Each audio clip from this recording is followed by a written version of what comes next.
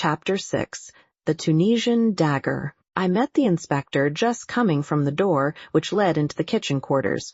"How's the young lady, doctor?" "Coming round nicely. Her mother's with her." "That's good. I've been questioning the servants. They all declare that no one has been to the back door tonight. Your description of that stranger was rather vague. Can't you give us something more definite to go upon?" "I'm afraid not," I said regretfully. "It was a dark night, you see, and the fellow had his coat collar well pulled up and his hat squashed down over his eyes." Said the inspector. "Looked as though he wanted to conceal his face. Sure it was no one you know?" I replied in the negative, but not as decidedly as I might have done. I remembered my impression that the stranger's voice was not unfamiliar to me. I explained this rather haltingly to the inspector. It was a rough, uneducated voice, you say. I agreed, but it occurred to me that the roughness had been of an almost exaggerated quality. If, as the inspector thought, the man had wished to hide his face, he might equally well have tried to disguise his voice. "Do you mind coming into the study with me again, doctor? There are 1 or 2 things I want to ask you." I acquiesced. Inspector Davis unlocked the door of the lobby, we passed through, and he locked the door again behind him. "We don't want to be disturbed," he said grimly, "and we don't want any eavesdropping either. What's all this about blackmail?" "Blackmail!" I exclaimed, very much startled. Is it an effort of Parker's imagination, or is there something in it? "If Parker heard anything about blackmail," I said slowly, "he must have been listening outside this door with his ear glued against the keyhole." Davis nodded. "Nothing more likely. You see, I've been instituting a few inquiries as to what Parker has been doing with himself this evening. To tell the truth, I didn't like his manner. The man knows something. When I began to question him, he got the wind up and plumped out some garbled story of blackmail. I took an instant decision. "I'm rather glad you've brought the matter up," I said. "I've been trying to decide whether to make a clean breast of things or not. I'd already practically decided to tell you everything, but I was going to wait for a favorable opportunity. You might as well have it now." And then and there I narrated the whole events of the evening as I have set them down here. The inspector listened keenly, occasionally interjecting a question. "Most extraordinary story I ever heard," he said when I had finished. "And you say that letter has completely disappeared? It looks bad. It looks very bad indeed. It gives us what we've been looking for, a motive for the murder." I nodded. "I realize that. You say that Mr. Ackroyd hinted at a suspicion he had that some member of his household was involved. Household's rather an elastic term. You don't think that Parker himself might be the man we're after?" I suggested. "It looks very like it. He was obviously listening at the door when you came out. Then Miss Ackroyd came across him later bent on entering the study. Say he tried again when she was safely out of the way. He stabbed Ackroyd, locked the door on the inside, opened the window, and got out that way and went round to a side door which he had previously left open." "How's that?" "There's only one thing against it," I said slowly. "If Ackroyd went on reading that letter as soon as I left, as he intended to do, I don't see him continuing to sit on here and turn things over in his mind for another hour. He'd have had Parker in at once, accused him then and there would have been a fine old uproar. Remember, Ackroyd was a man of choleric temper." "Mightn't have had time to go on with the letter just then," suggested the inspector. "We know someone was with him at 9:30. If that visitor turned up as soon as you left, and after he went, Miss Ackroyd came in to say good night. Well, he wouldn't be able to go on with the letter until close upon 10 o'clock. And the telephone call? Parker sent that all right. Perhaps before he thought of the locked door and open window. Then he changed his mind, or got in a panic, and decided to deny all knowledge of it. That was it, depend upon it."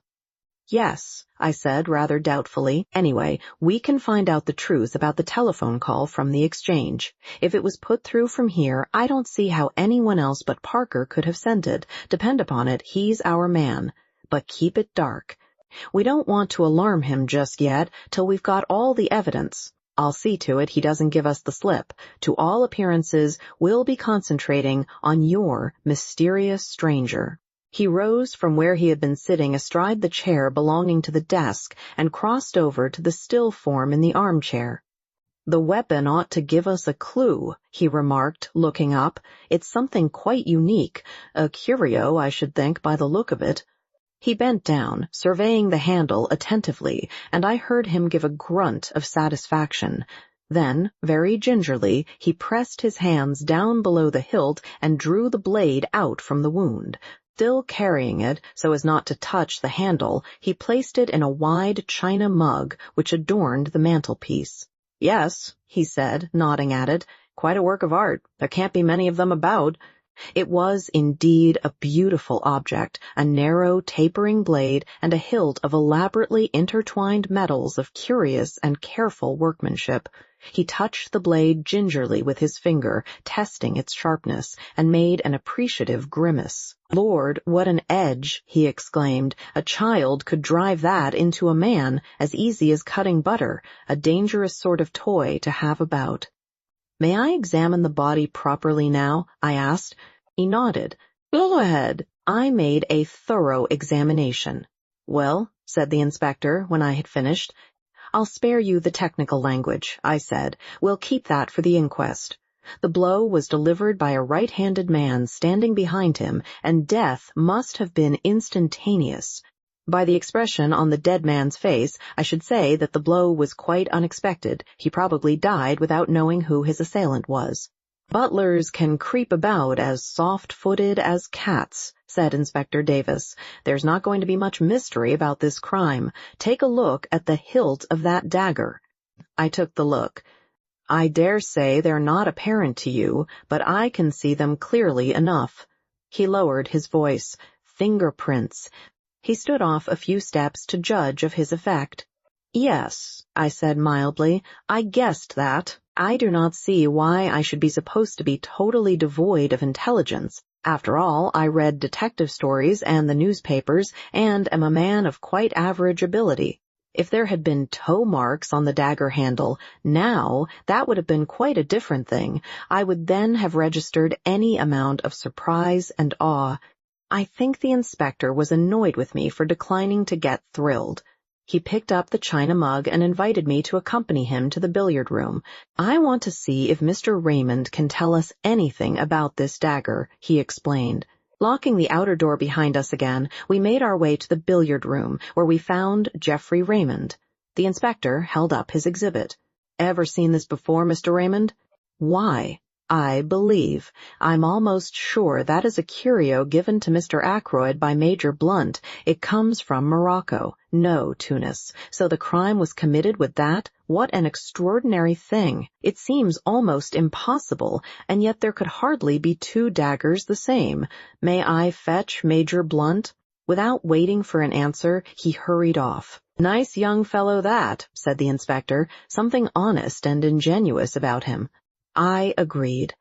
In the 2 years that Geoffrey Raymond has been secretary to Ackroyd, I have never seen him ruffled or out of temper, and he has been, I know, a most efficient secretary. In a minute or two, Raymond returned, accompanied by Blunt. "I was right," said Raymond excitedly. "It is the Tunisian dagger." "Major Blunt hasn't looked at it yet," objected the inspector. "Saw it the moment I came into the study," said the quiet man. "You recognized it, then?" Blunt nodded. "You said nothing about it," said the inspector suspiciously. "Wrong moment," said Blunt. "Lot of harm done by blurting out things at the wrong time." He returned the inspector's stare placidly enough. The latter grunted at last and turned away. He brought the dagger over to Blunt. "You're quite sure about it, sir? You identify it positively?" "Absolutely. No doubt whatever." "Where was this, curio usually kept? Can you tell me that, sir?" It was the secretary who answered. "In the silver table in the drawing-room." "What?" I exclaimed. The others looked at me. "Yes, doctor," said the inspector encouragingly. "It's nothing." "Yes, doctor," said the inspector again, still more encouragingly. "It's so trivial," I explained apologetically, "only that when I arrived last night for dinner, I heard the lid of the silver table being shut down in the drawing-room." I saw profound skepticism and a trace of suspicion on the inspector's countenance. "How did you know it was the silver table lid?" I was forced to explain in detail, a long, tedious explanation which I would infinitely rather not have had to make. The inspector heard me to the end. "Was the dagger in its place when you were looking over the contents?" he asked. "I don't know," I said. "I can't say I remember noticing it, but of course it may have been there all the time." "We'd better get hold of the housekeeper," remarked the inspector, and pulled the bell. A few minutes later, Miss Russell, summoned by Parker, entered the room. "I don't think I went near the silver table," she said when the inspector had posed his question. "I was looking to see that all the flowers were fresh." "Oh, yes, I remember now. The silver table was open, which it had no business to be, and I shut the lid down as I passed." She looked at him aggressively. "I see," said the inspector. "Can you tell me if this dagger was in its place then?" Ms. Russell looked at the weapon composedly. "I can't say I'm sure," she replied. "I didn't stop to look. I knew the family would be down any minute, and I wanted to get away."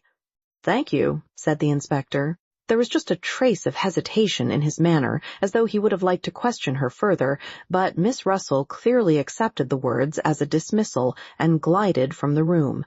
"Rather a Tartar, I should fancy, eh?" said the inspector, looking after her. "Let me see. This silver table is in front of one of the windows, I think you said, Doctor?" Raymond answered for me. "Yes, the left-hand window." "And the window was open?" "They were both ajar." "Well, I don't think we need go into the question much further. Somebody, I'll just say somebody, could get that dagger any time he liked, and exactly when he got it doesn't matter in the least. I'll be coming up in the morning with the chief constable, Mr. Raymond. Until then, I'll keep the key of that door. I want Colonel Melrose to see everything exactly as it is. I happen to know that he's dining out the other side of the county and, I believe, staying the night." We watched the inspector take up the jar. "I shall have to pack this carefully," he observed. "It's going to be an important piece of evidence in more ways than one." A few minutes later, as I came out of the billiard room with Raymond, the latter gave a low chuckle of amusement. I felt the pressure of his hand on my arm and followed the direction of his eyes. Inspector Davis seemed to be inviting Parker's opinion of a small pocket diary. "A little obvious," murmured my companion. "So Parker is the suspect, is he? Shall we oblige Inspector Davis with a set of our fingerprints also?" He took 2 cards from the card tray, wiped them with his silk handkerchief, then handed one to me and took the other himself. Then, with a grin, he handed them to the police inspector. "Souvenirs," he said. "No 1, Dr. Shepard. No 2, my humble self. 1 from Major Blunt will be forthcoming in the morning." Youth is very buoyant. Even the brutal murder of his friend and employer could not dim Geoffrey Raymond's spirits for long. Perhaps that is as it should be. I do not know. I have lost the quality of resilience long since myself. It was very late when I got back, and I hoped that Caroline would have gone to bed. I might have known better. She had hot cocoa waiting for me, and whilst I drank it, she extracted the whole history of the evening from me. I said nothing of the blackmailing business, but contented myself with giving her the facts of the murder. "The police suspect Parker," I said as I rose to my feet and prepared to ascend to bed. "There seems a fairly clear case against him." "Parker," said my sister. "Fiddlesticks, that inspector must be a perfect fool." "Parker, indeed. Don't tell me." With which obscure pronouncement we went up to bed. Chapter 7. I learn my neighbor's profession. On the following morning I hurried unforgivably over my round. My excuse can be that I had no very serious cases to attend. On my return, Caroline came into the hall to greet me. "Flora Ackroyd is here," she announced in an excited whisper. "What?" I concealed my surprise as best I could. "She's very anxious to see you. She's been here half an hour." Caroline led the way into our small sitting room, and I followed. Flora was sitting on the sofa by the window. She was in black, and she sat nervously twisting her hands together. I was shocked by the sight of her face. All the color had faded away from it, but when she spoke, her manner was as composed and resolute as possible. "Dr. Shepherd, I have come to ask you to help me." "Of course he'll help you, my dear," said Caroline. I don't think Flora really wished Caroline to be present at the interview. She would, I am sure, have infinitely preferred to speak to me privately, but she also wanted to waste no time, so she made the best of it. "I want you to come to the Larches with me." "The Larches?" I queried, surprised. "To see that funny little man?" exclaimed Caroline. "Yes, you know who he is, don't you?" "We fancied," I said, "that he might be a retired hairdresser." Flora's blue eyes opened very wide. "Why, he's Hercule Poirot. You know who I mean, the private detective. They say he's done the most wonderful things, just like detectives do in books. A year ago he retired and came to live down here. Uncle knew who he was, but he promised not to tell anyone because M. Poirot wanted to live quietly without being bothered by people." "So that's who he is," I said slowly. "You've heard of him, of course?" "I'm rather an old fogey, as Caroline tells me," I said, "but I have just heard of him." "Extraordinary," commented Caroline. I don't know what she was referring to. Possibly her own failure to discover the truth. "You want to go and see him?" I asked slowly. "Now why?" "To get him to investigate this murder, of course," said Caroline sharply. "Don't be so stupid, James." I was not really being stupid. Caroline does not always understand what I am driving at. "You haven't got confidence in Inspector Davis?" I went on. "Of course she hasn't," said Caroline. "I haven't either. Anyone would have thought it was Caroline's uncle who had been murdered." "And how do you know he would take up the case?" I asked. "Remember, he has retired from active work." "That's just it," said Flora simply. "I've got to persuade him." "You are sure you are doing wisely?" I asked gravely. "Of course she is," said Caroline. "I'll go with her myself if she likes." "I'd rather the doctor came with me if you don't mind, Miss Shepherd," said Flora. "She knows the value of being direct on certain occasions. Any hints would certainly have been wasted on Caroline." "You see," she explained, following directness with tact, "Dr. Shepherd being the doctor and having found the body, he would be able to give all the details to M. Poirot." "Yes," said Caroline grudgingly, "I see that." I took a turn or two up and down the room. "Flora," I said gravely, "be guided by me. I advise you not to drag this detective into the case." Flora sprang to her feet. The color rushed into her cheeks. "I know why you say that," she cried, "but it's exactly for that reason I'm so anxious to go.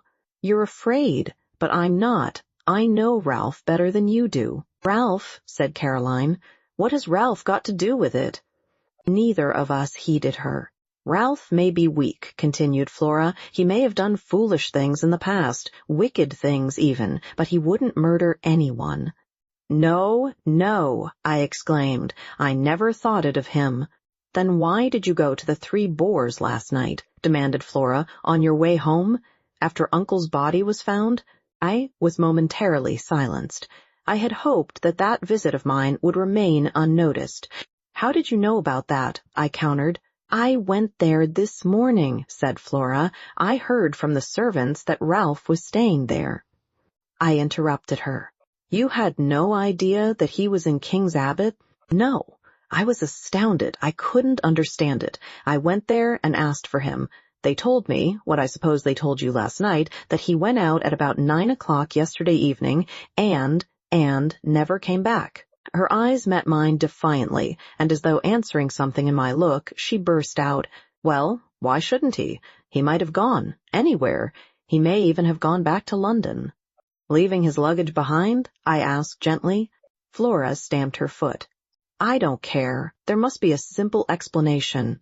"And that's why you want to go to Hercule Poirot? Isn't it better to leave things as they are? The police don't suspect Ralph in the least, remember. They're working on quite another tack." "But that's just it," cried the girl. "They do suspect him. A man from Cranchester turned up this morning. Inspector Raglan, a horrid, weaselly little man. I found he had been to the Three Boars this morning before me. They told me all about his having been there and the questions he had asked. He must think Ralph did it. That's a change of mind from last night. If so, I said slowly, he doesn't believe in Davis's theory that it was Parker then? Parker indeed, said my sister, and snorted. Flora came forward and laid her hand on my arm. Oh, Dr. Shepherd, let us go at once to this M. Poirot. He will find out the truth. My dear Flora, I said gently, laying my hand on hers, are you quite sure it is the truth we want? She looked at me, nodding her head gravely. You're not sure, she said. I am. I know Ralph better than you do. Of course he didn't do it, said Caroline, who had been keeping silent with great difficulty. Ralph may be extravagant, but he's a dear boy and has the nicest manners. I wanted to tell Caroline that large numbers of murderers have had nice manners, but the presence of Flora restrained me. Since the girl was determined, I was forced to give in to her, and we started at once, getting away before my sister was able to fire off any more pronouncements beginning with her favorite words, of course. An old woman with an immense Breton cap opened the door of the Larches to us. M. Poirot was at home, it seemed.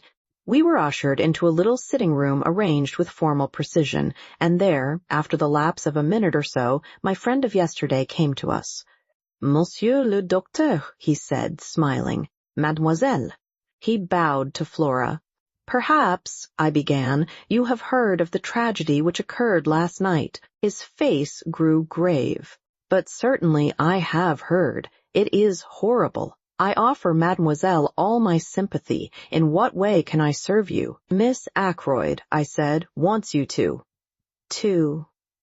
find the murderer, said Flora in a clear voice. I see, said the little man, but the police will do that, will they not? They might make a mistake, said Flora. They are on their way to make a mistake now, I think. Please, M. Poirot, won't you help us? If it is a question of money. Poirot held up his hand. Not that, I beg of you, mademoiselle, not that I do not care for money. His eyes showed a momentary twinkle. Money, it means much to me, and always has done. No, if I go into this, you must understand one thing clearly. I shall go through with it to the end. The good dog, he does not leave the scent, remember. You may wish that, after all, you had left it to the local police. I want the truth, said Flora, looking him straight in the eyes. All the truth? All the truth. Then I accept, said the little man quietly, and I hope you will not regret those words. Now, tell me all the circumstances. Dr. Shepherd had better tell you, said Flora. He knows more than I do. Thus enjoined, I plunge into a careful narrative, embodying all the facts I have previously set down. Poirot listened carefully, inserting a question here and there, but for the most part sitting in silence, his eyes on the ceiling. I brought my story to a close with the departure of the inspector and myself from Fernley Park the previous night. And now, said Flora as I finished, tell him all about Ralph. I hesitated, but her imperious glance drove me on. You went to this inn, this Three Boars. Last night on your way home? Asked Poirot, as I brought my tale to a close. Now exactly why was that? I paused a moment to choose my words carefully. I thought someone ought to inform the young man of his uncle's death. It occurred to me after I had left Fernley that possibly no one but myself and Mr. Ackroyd were aware that he was staying in the village. Poirot nodded. Quite so. That was your only motive in going there, eh? That was my only motive, I said stiffly. It was not to, shall we say, reassure yourself about si jeune homme? Reassure myself? I think, M. le Docteur, that you know very well what I mean, though you pretend not to do so. I suggest that it would have been a relief to you if you had found that Captain Peyton had been at home all the evening. Not at all, I said sharply. The little detective shook his head at me gravely. "You have not the trust in me of Miss Flora," he said, "but no matter. What we have to look at is this. Captain Peyton is missing, under circumstances which call for an explanation. I will not hide from you that the matter looks grave. Still, it may admit of a perfectly simple explanation." "That's just what I keep saying," cried Flora eagerly. Poirot touched no more upon that theme. Instead, he suggested an immediate visit to the local police. He thought it better for Flora to return home, and for me to be the one to accompany him there and introduce him to the officer in charge of the case. We carried out this plan forthwith. We found Inspector Davis outside the police station, looking very glum indeed. With him was Colonel Melrose, the chief constable, and another man whom, from Flora's description of Weasley, I had no difficulty in recognizing as Inspector Raglan from Cranchester. I know Melrose fairly well, and I introduced Poirot to him and explained the situation.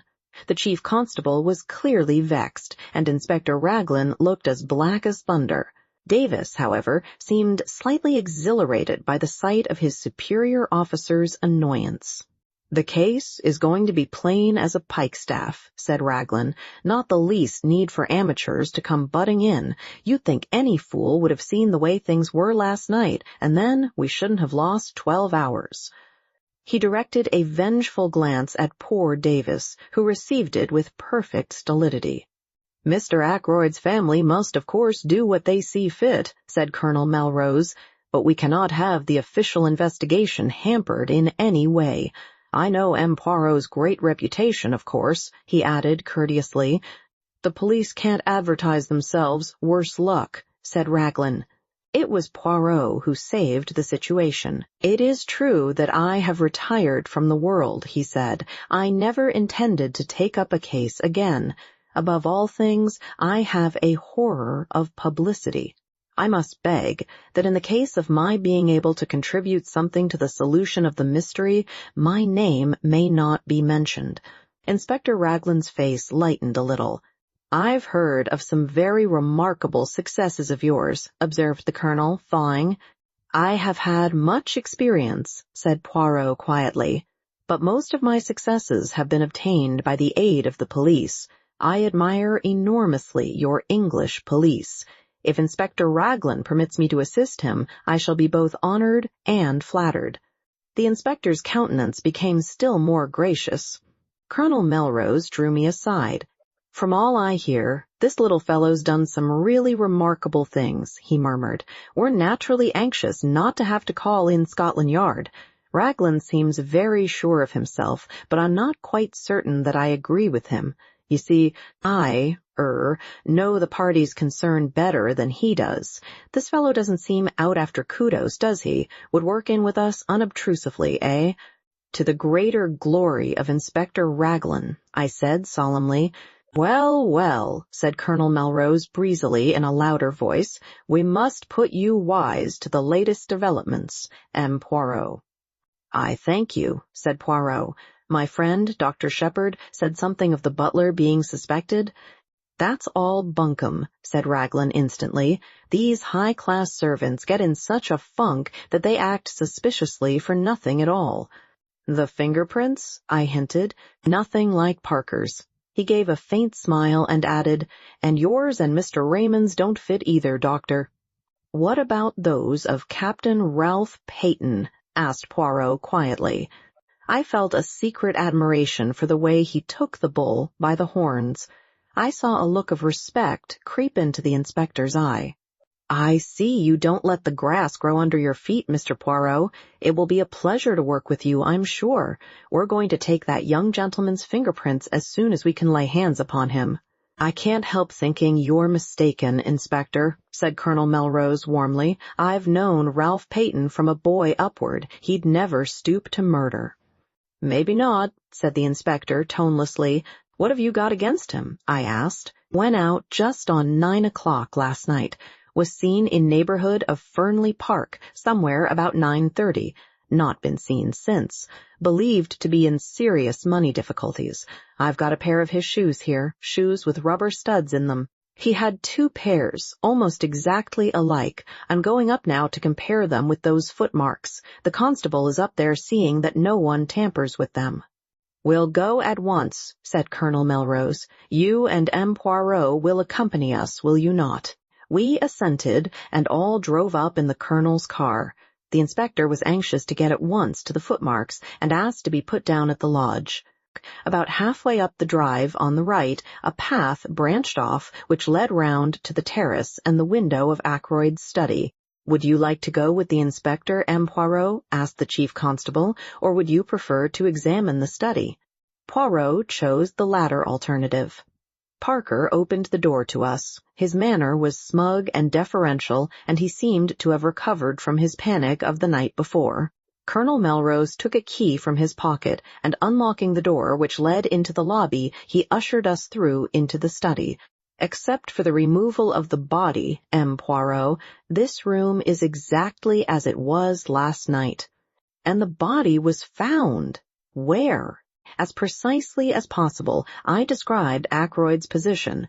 The armchair still stood in front of the fire. Poirot went and sat down in it. "The blue letter you speak of, where was it when you left the room?" Mr. Ackroyd had laid it down on this little table at his right hand. Poirot nodded. "Except for that, everything was in its place?"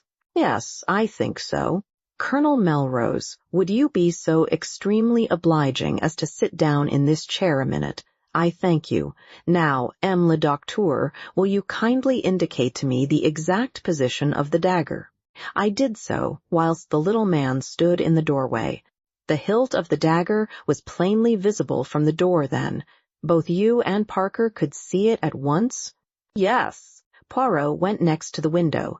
"The electric light was on, of course, when you discovered the body?" he asked over his shoulder. I assented, and joined him where he was studying the marks on the window-sill.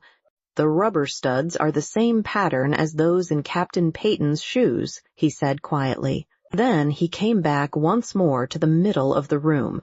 His eye traveled round, searching everything in the room with a quick, trained glance. "Are you a man of good observation, Dr. Shepherd?" he asked at last. "I think so," I said, surprised. "There was a fire in the grate, I see. When you broke the door down and found Mr. Ackroyd dead, how was the fire? Was it low?" I gave a vexed laugh. I really can't say. I didn't notice. Perhaps Mr. Raymond or Major Blunt." The little man opposite me shook his head with a faint smile.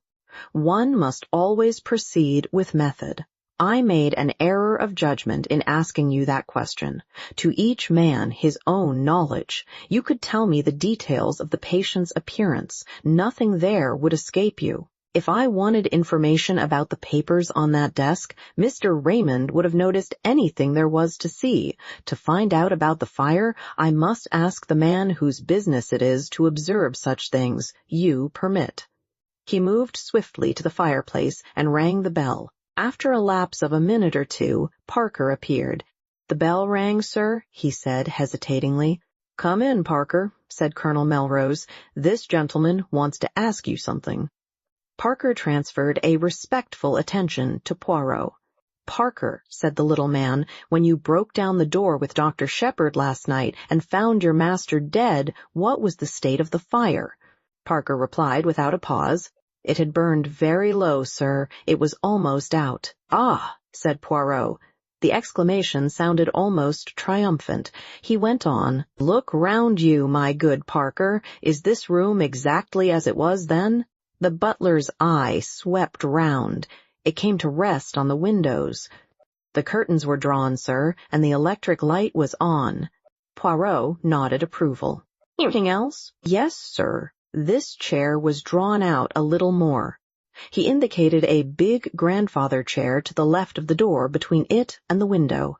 I append a plan of the room with the chair in question marked with an X. "Just show me," said Poirot. The butler drew the chair in question out a good 2 feet from the wall, turning it so that the seat faced the door. "Voilà ce qui est curieux," murmured Poirot. "No one would want to sit in a chair in such a position, I fancy. Now, who pushed it back into place again, I wonder? Did you, my friend?" "No, sir," said Parker. "I was too upset with seeing the master and all." Poirot looked across at me. "Did you, Doctor?" I shook my head.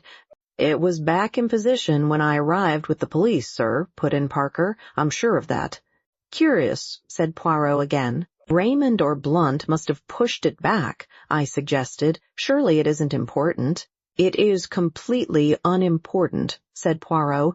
"That is why it is so interesting," he added softly. "Excuse me a minute," said Colonel Melrose. He left the room with Parker. "Do you think Parker is speaking the truth?" I asked. "About the chair? Yes. Otherwise, I do not know. You will find, M. le Docteur, if you have much to do with cases of this kind, that they all resemble each other in one thing." "What is that?" I asked curiously. "Everyone concerned in them has something to hide." "Have I?" I asked, smiling. Poirot looked at me attentively. "I think you have," he said quietly. "But have you told me everything known to you about this young man, Peyton?" He smiled as I grew red. "Oh, do not fear. I will not press you. I shall learn it in good time." "I wish you'd tell me something of your methods," I said hastily, to cover my confusion. "The point about the fire, for instance." "Oh, that was very simple. You leave Mr. Ackroyd at 9:10, was it not?" "Yes, exactly, I should say." "The window is then closed and bolted and the door unlocked. At 10:15, when the body is discovered, the door is locked and the window is open. Who opened it? Clearly, only Mr. Ackroyd himself could have done so, and for one of two reasons. Either because the room became unbearably hot, but since the fire was nearly out and there was a sharp drop in temperature last night, that cannot be the reason, or because he admitted someone that way. And if he admitted someone that way, it must have been someone well known to him, since he had previously shown himself uneasy on the subject of that same window." "It sounds very simple," I said. "Everything is simple if you arrange the facts methodically. We are concerned now with the personality of the person who was with him at 9:30 last night.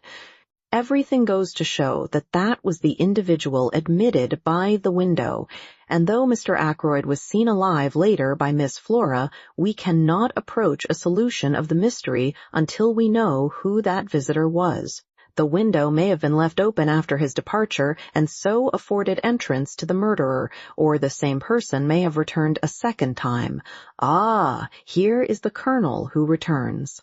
Colonel Melrose entered with an animated manner. "That telephone call has been traced at last," he said. "It did not come from here. It was put through to Dr. Shepherd at 10:15 last night from a public call office at King's Abbot Station, and at 10:23 the night mail leaves for Liverpool." Chapter 8. Inspector Raglan is confident. We looked at each other. "You'll have inquiries made at the station, of course?" I said. "Naturally, but I'm not over-sanguine as to the result. You know what that station is like." I did. King's Abbot is a mere village, but its station happens to be an important junction. Most of the big expresses stop there, and trains are shunted, resorted, and made up. It has 2 or 3 public telephone boxes. At that time of night, 3 local trains come in close upon each other to catch the connection with the express for the north, which comes in at 10:19 p.m. and leaves at 10:23 p.m. The whole place is in a bustle, and the chances of one particular person being noticed telephoning or getting into the express are very small indeed. "But why telephone at all?" demanded Melrose. "That is what I find so extraordinary. There seems no rhyme or reason in the thing." Poirot carefully straightened a china ornament on one of the bookcases. "Be sure there was a reason," he said over his shoulder. "But what reason could it be?" "When we know that, we shall know everything. This case is very curious and very interesting." There was something almost indescribable in the way he said those last words. I felt that he was looking at the case from some peculiar angle of his own, and what he saw I could not tell. He went to the window and stood there, looking out. "You say it was 9 o'clock, Dr. Shepherd, when you met this stranger outside the gate." He asked the question without turning round. Yes, I replied. I heard the church clock chime the hour. How long would it take him to reach the house? To reach this window, for instance? 5 minutes at the outside. 2 or 3 minutes only if he took the path at the right of the drive and came straight here. But to do that, he would have to know the way. How can I explain myself? It would mean that he had been here before, that he knew his surroundings.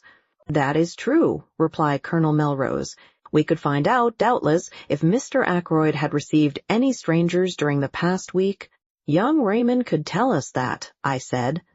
Or Parker, suggested Colonel Melrose. You two les deux, suggested Poirot, smiling. Colonel Melrose went in search of Raymond, and I rang the bell once more for Parker. Colonel Melrose returned almost immediately, accompanied by the young secretary, whom he introduced to Poirot. Geoffrey Raymond was fresh and debonair as ever. He seemed surprised and delighted to make Poirot's acquaintance. No idea you'd been living among us incognito, Mem Poirot, he said. It will be a great privilege to watch you at work. Hello, what's this? Poirot had been standing just to the left of the door. Now he moved aside suddenly, and I saw that while my back was turned, he must have swiftly drawn out the armchair till it stood in the position Parker had indicated. Want me to sit in the chair whilst you take a blood test? Asked Raymond good-humoredly. What's the idea? Raymond, this chair was pulled out. So, last night when Mr. Ackroyd was found killed, someone moved it back again into place. Did you do so? The secretary's reply came without a second's hesitation. No, indeed, I didn't. I don't even remember that it was in that position, but it must have been if you say so. Anyway, somebody else must have moved it back to its proper place. Have they destroyed a clue in doing so? Too bad. It is of no consequence, said the detective, of no consequence whatever. What I really want to ask you is this, M. Raymond. Did any stranger come to see Mr. Ackroyd during this past week? The secretary reflected for a minute or two, knitting his brows, and during the pause, Parker appeared in answer to the bell. No, said Raymond at last, I can't remember anyone. Can you, Parker? I beg your pardon, sir? Any stranger coming to see Mr. Ackroyd this week? The butler reflected for a minute or two. There was the young man who came on Wednesday, sir, he said at last. From Curtis and Trout I understood he was. Raymond moved this aside with an impatient hand. Oh, yes, I remember, but that is not the kind of stranger this gentleman means. He turned to Poirot. Mr. Ackroyd had some idea of purchasing a dictaphone, he explained. It would have enabled us to get through a lot more work in a limited time. The firm in question sent down their representative, but nothing came of it. Mr. Ackroyd did not make up his mind to purchase. Poirot turned to the butler. Can you describe this young man to me, my good Parker? He was fair-haired, sir, and short, very neatly dressed in a blue sarge suit, a very presentable young man, sir, for his station in life. Poirot turned to me. The man you met outside the gate, doctor, was tall, was he not? Yes, I said, somewhere about 6 feet, I should say. There is nothing in that, then, declared the Belgian. I thank you, Parker. The butler spoke to Raymond. Mr. Hammond has just arrived, sir, he said. He is anxious to know if he can be of any service, and he would be glad to have a word with you. I'll come at once, said the young man. He hurried out. Poirot looked inquiringly at the chief constable. The family solicitor, M. Poirot, said the latter.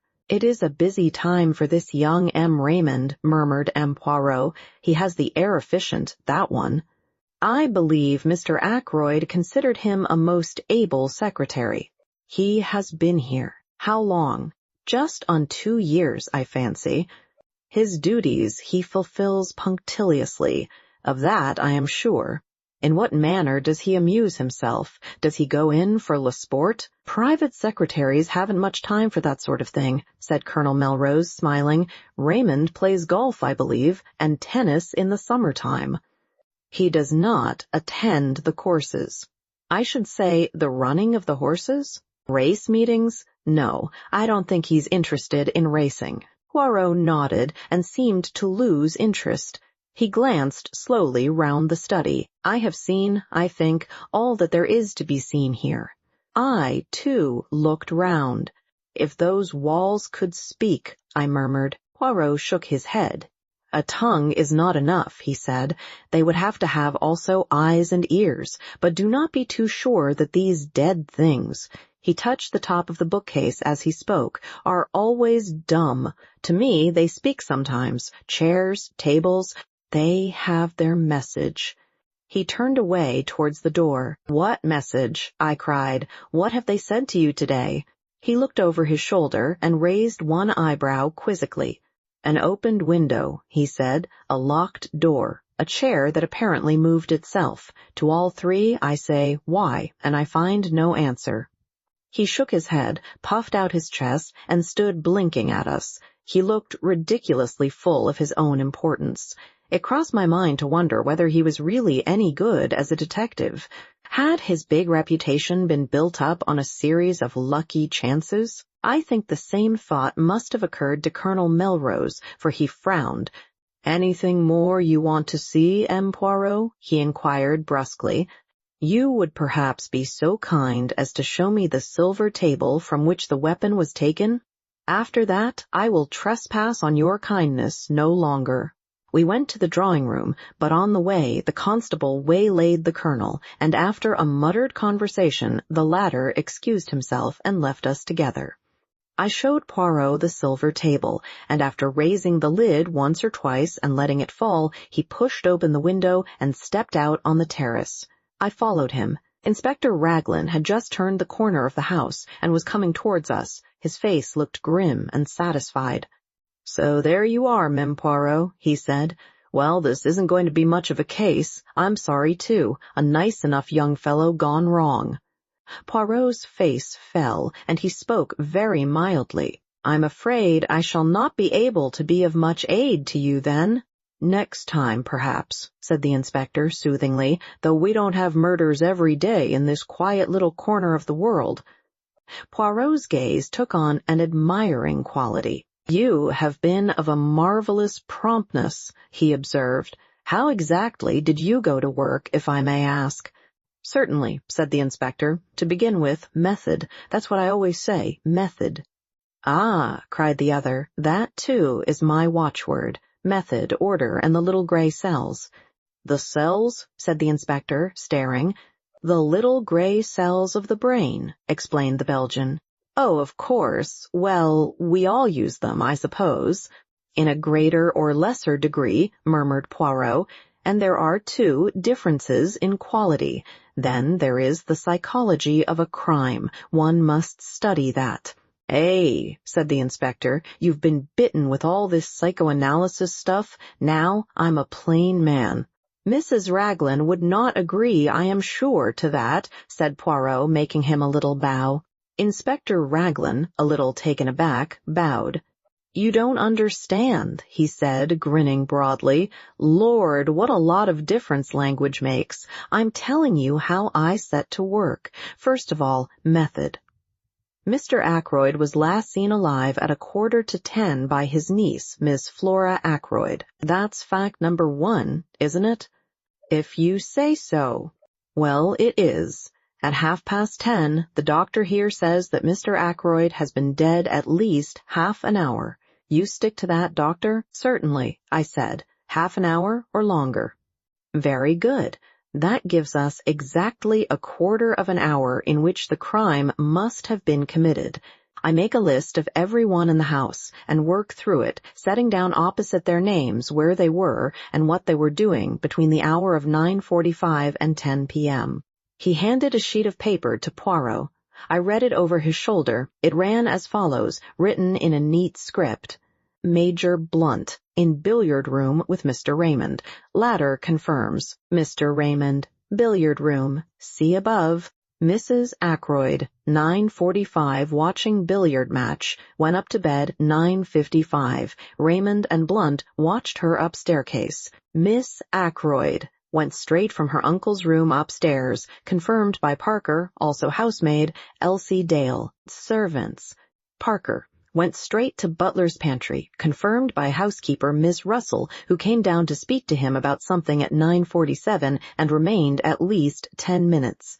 Miss Russell, as above, spoke to housemaid Elsie Dale upstairs at 9:45. Ursula Bourne, parlour maid, in her own room until 9:55. Then, in servants' hall, Mrs. Cooper, cook. In servants' hall, Gladys Jones, second housemaid.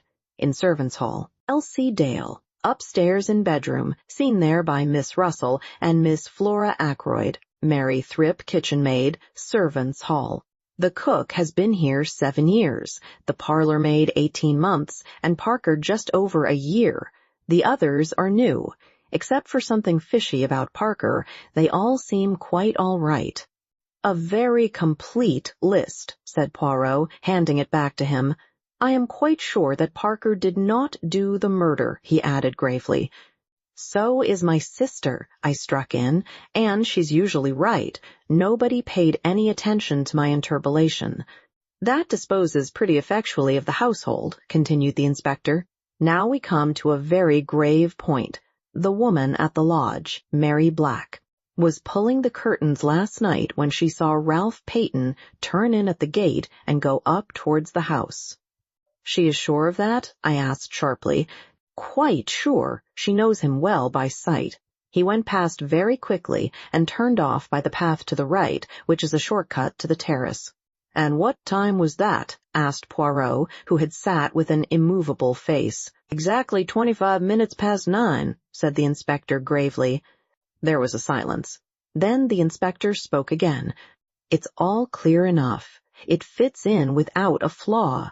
At 25 minutes past 9, Captain Peyton is seen passing the lodge. At 9:30 or thereabouts, Mr. Geoffrey Raymond hears someone in here asking for money, and Mr. Ackroyd refusing.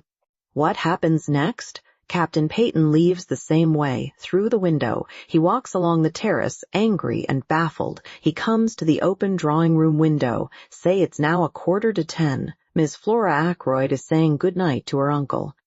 Major Blunt, Mr. Raymond, and Mrs. Ackroyd are in the billiard-room. The drawing-room is empty. He steals in, takes the dagger from the silver table, and returns to the study window. He slips off his shoes, climbs in, and, well, I don't need to go into details.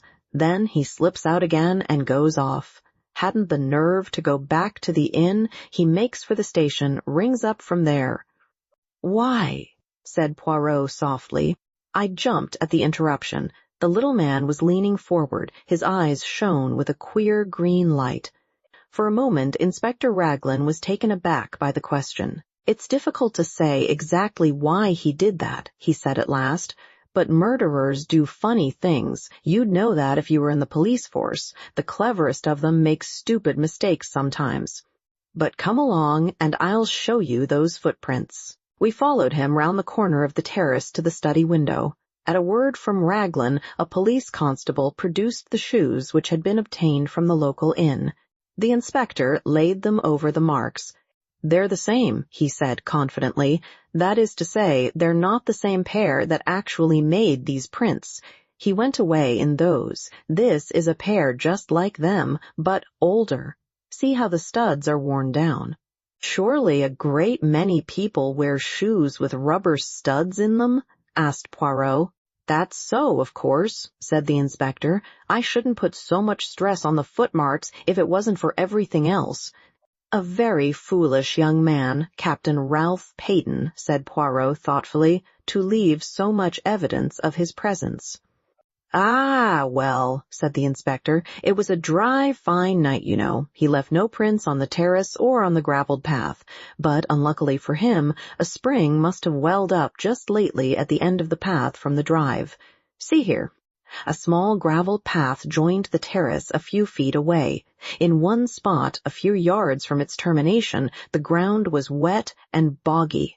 Crossing this wet place there were again the marks of footsteps, and amongst them the shoes with rubber studs.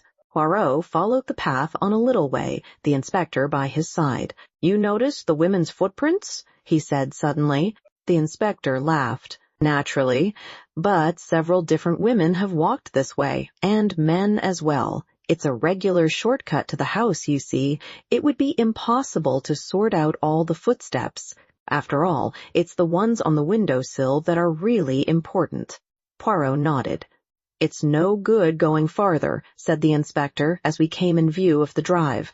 "It's all gravelled again here, and hard as it can be." Again Poirot nodded, but his eyes were fixed on a small garden house, a kind of superior summer house. It was a little to the left of the path ahead of us, and a gravelled walk ran up to it. Poirot lingered about until the inspector had gone back towards the house. Then he looked at me. "You must have indeed been sent from the good God to replace my friend Hastings," he said with a twinkle. "I observe that you do not quit my side. How say you, Dr. Shepherd, shall we investigate that summer house? It interests me." He went up to the door and opened it. Inside, the place was almost dark. There were 1 or 2 rustic seats, a croquet set, and some folded deck chairs. I was startled to observe my new friend. He had dropped to his hands and knees and was crawling about the floor. Every now and then he shook his head as though not satisfied. Finally, he sat back on his heels. "Nothing," he murmured. "Well, perhaps it was not to be expected, but it would have meant so much." He broke off, stiffening all over. Then he stretched out his hand to one of the rustic chairs. He detached something from one side of it. "What is it?" I cried. "What have you found?"